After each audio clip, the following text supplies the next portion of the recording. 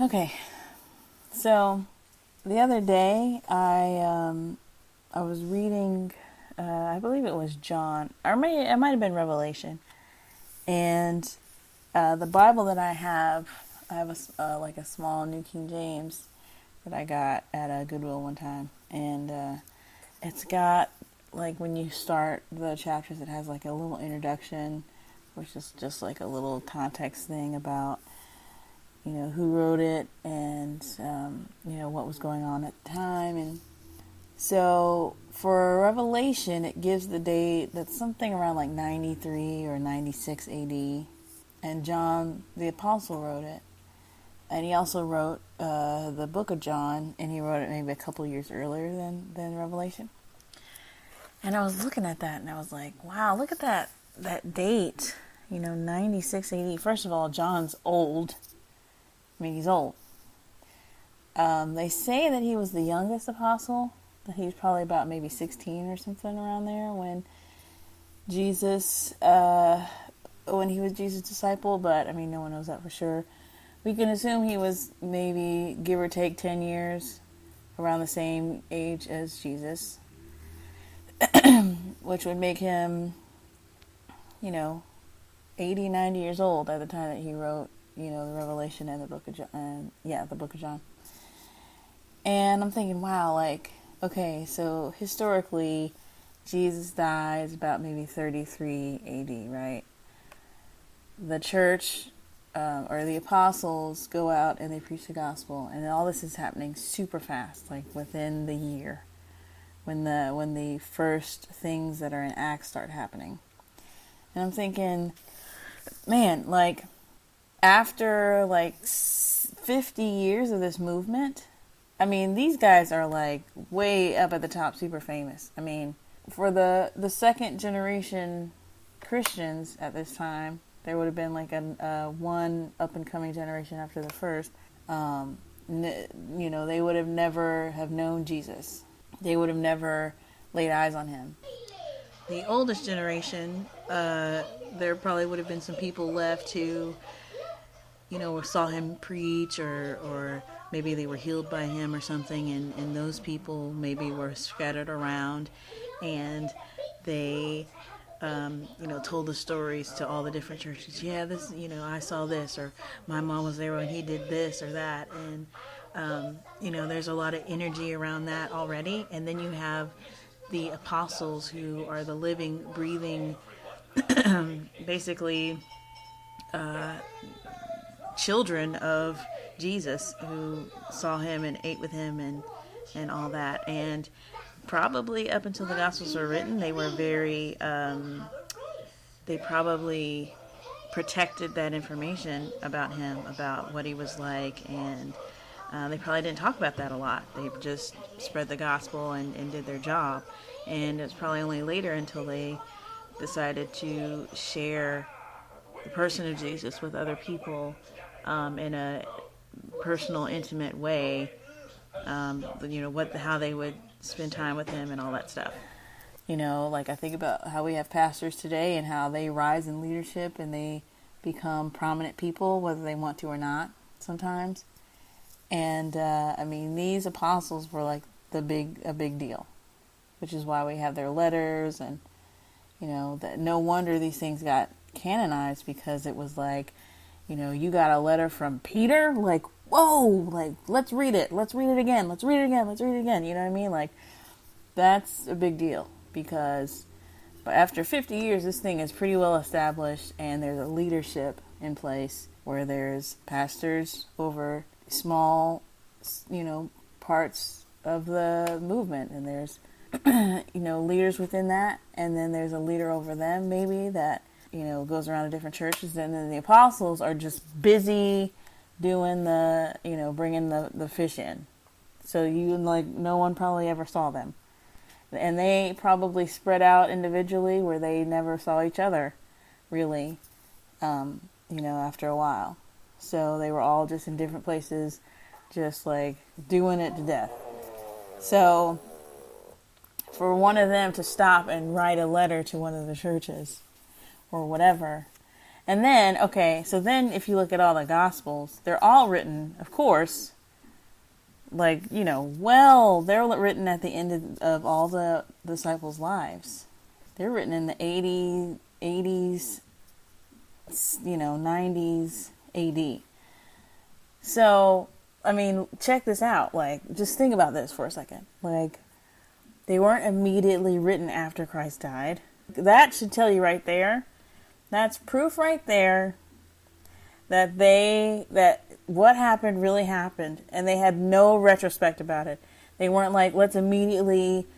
Not only did they not have any retrospect about it, they clearly weren't trying to deceive people, because what happens when, when the powers that be want to deceive the public and put out propaganda?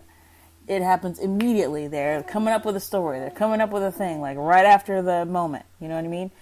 And these people, they were just everything was just so quick, and they were so like consumed with the work of God. It was only at the end of their lives that they had time to like sit down and go, maybe we should write down, what happened. Like, maybe we should keep this on file for people so that they know, in case this gets like wonky down the road or it doesn't last. Or I'm pretty sure that they thought that their time at the end of their life, or they were going to see the finished work in their lifetime. They had no, I guarantee you, they had no idea that this was going to go on for thousands of years after them. So I think they started getting, around the end of their lives, they're like, yo, we probably should write some of this down. Like, I think we should maybe keep this in case this goes on a little longer than we planned. So you see that the apostles, the disciples who are now the apostles, start to write this stuff down. And just the reflection on their experience.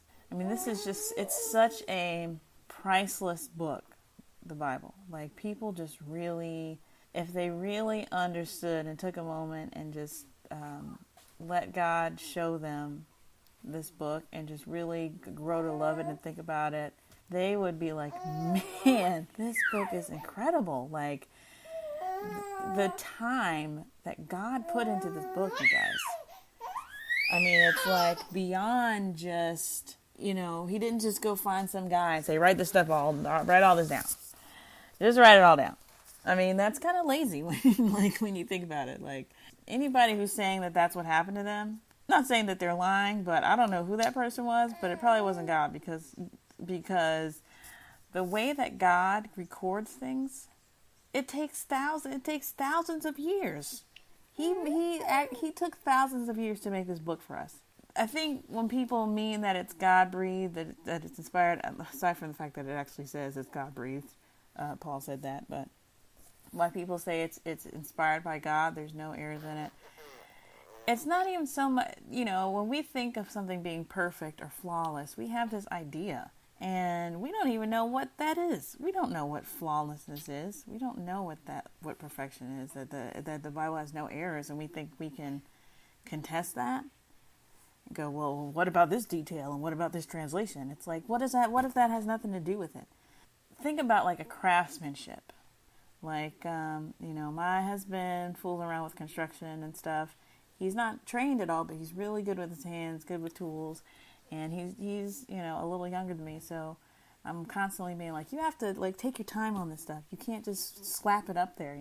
People can tell. They can look at your work and they can see, okay, this person just like does not care. That comes out in the work. You know what I mean? And then on the other hand, I have friends who are trained in like, I know someone in particular who is a carpenter and grew up in the trades. His dad was a general contractor, and he does things differently. He's methodical. He's smart. He is experienced, so he knows how to save time. And his work comes out. It comes out in his work, and we take that for granted that people are able to do that. Their experience, their life, their training, all that informs a product that we make. And it doesn't matter if you're strong or beautiful, or more cultured or more people like you. than the other person, that's not going to affect the product. You know what I mean? So what am I trying to say? I'm trying to say a lot of different things, but God basically took a person like a piece of clay, like he said in Jeremiah, I'm the potter and you're the clay, and you don't get to tell me how I make the clay, basically is what he said. He took a piece of work, a human, and he molded that person through life experiences and had that person write the gospel. He took the time he took 70 years. He could have had him write it like right after the stuff happened. He had a retrospective, mature, seasoned, at peace level John write John.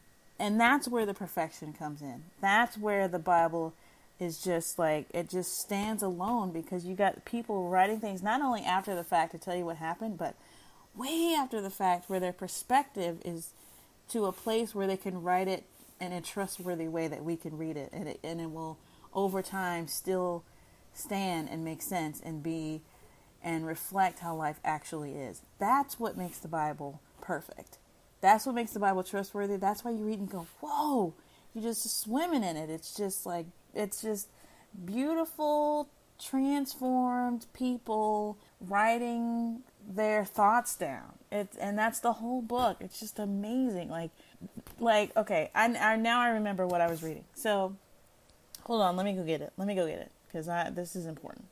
Okay, so let me find the passage that I was reading, because once I looked at the introduction and I saw that it was written around 80, 90, the book of John, I was like, wow, that's so interesting. I started thinking about the time period and the context. And I'm reading this thing and it says, and I mean, I've read this many times, okay? If you're a Christian, you read the Gospels over and over. And I read it and I go, like most things in the Bible, you go, okay. And that's pretty much all you can say about it, because you just don't, it's not hitting you yet. So there's a part, and this is one of my favorite passages too, favorite stories. It's a story about Jesus appearing to the disciples, like after he has been resurrected. It's just a really cool story. And there's a part where Jesus is talking to Peter. And it's a very, very popular passage.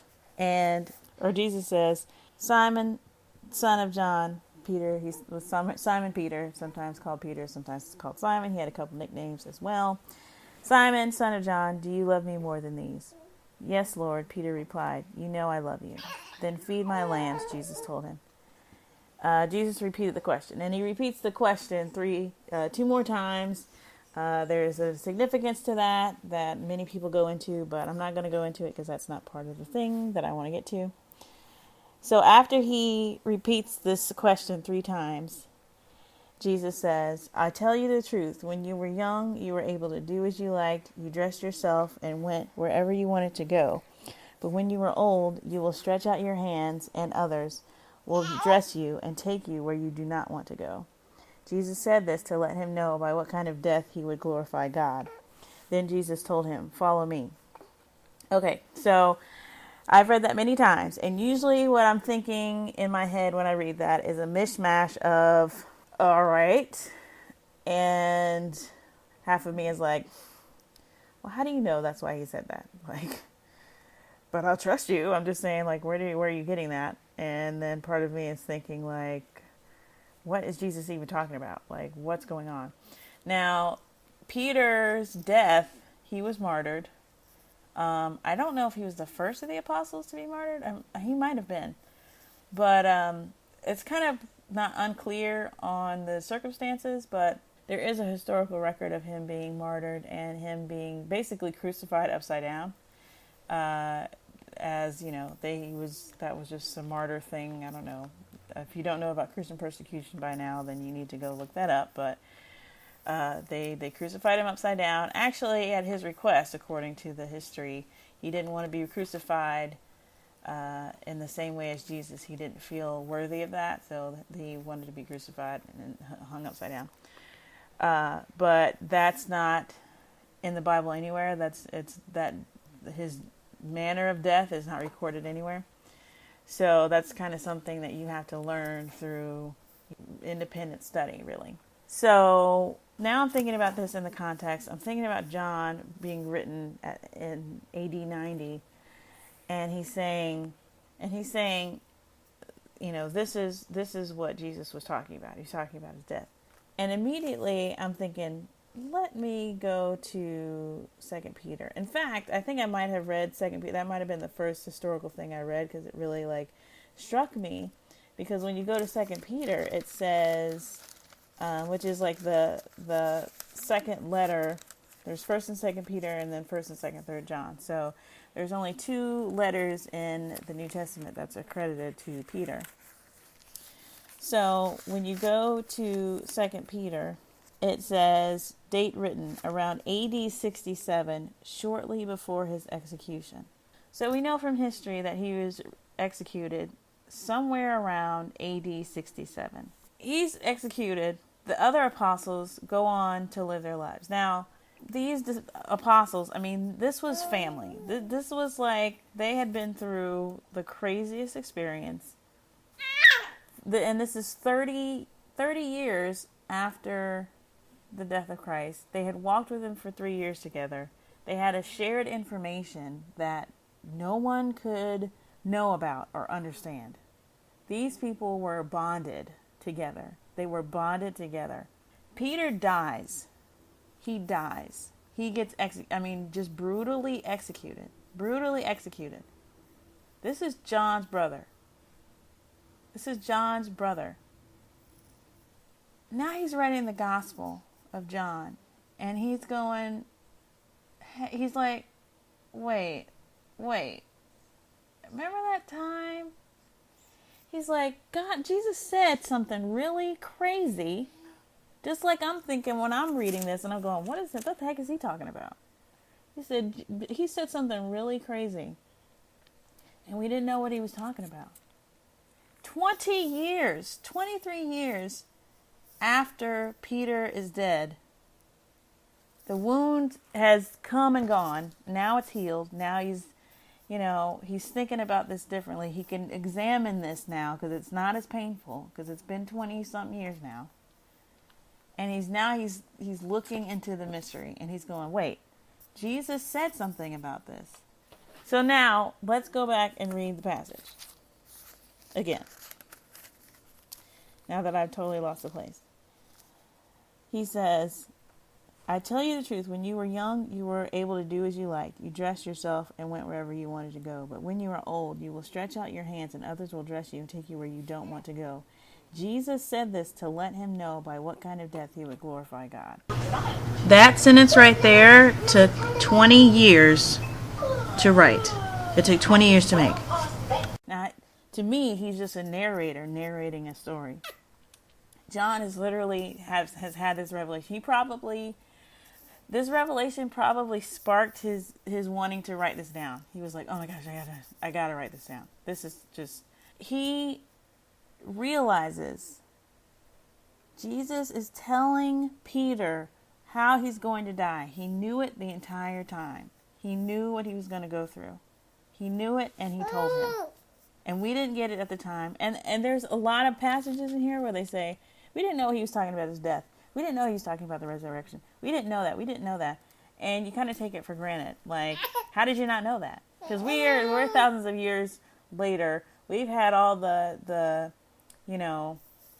conveniences of schooling and scholarliness, and we're studying these people to death, and we have the Holy Spirit, and the Holy Spirit reveals revelation. And they're speaking about a time before the Holy Spirit's come, and they are grappling. They're trying desperately to figure out what Jesus is talking about. And we're going, yeah, how did you not know that that's what he meant by that? And it's kind of funny sometimes. Like, there's one part where it says he witnesses to a woman at the well, the old woman at the well, because it's a very famous passage also. And she ends up getting this entire village to follow Christ. And during this incident, they ask him, do you want anything to eat? And he says, I have bread that you know not of.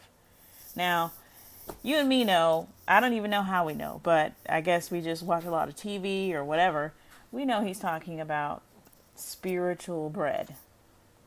The disciples literally turn to each other and are like, what is he talking about? Does he have some bread that he's been hiding from everybody? Like, what is he talking about? Like, it says that. And you're like, wow, you guys were like not very bright. Like, that's what you're tempted to think. If we didn't have the benefit of the time, the added time to their lives, like, this would be a completely different book. And it's like, the time is used to make it even more rich and deep and special through their experience, and it affects how they write it and how it gets recorded. And we get the benefit of that. And he's done that over the course of thousands of years. And then what even blows my mind even further is like the last thing that John writes is Revelation, which is written, let's see, around 95 AD, so about 5 years after he writes the Gospel of John. And when you think about it, Revelation, we have yet to fulfill Revelation. So the book is still going on. Like, it's just like, oh my God, this is amazing. Like, oh. So anyway, that's basically all I wanted to say about that. And I just think that the Bible is like, it's really incredible, and we take it for granted. It's just a really masterful book. Every person needs to recognize that, because I don't think there's any book that has taken as much time as this book has taken to complete. I mean, let's just acknowledge that for a second. And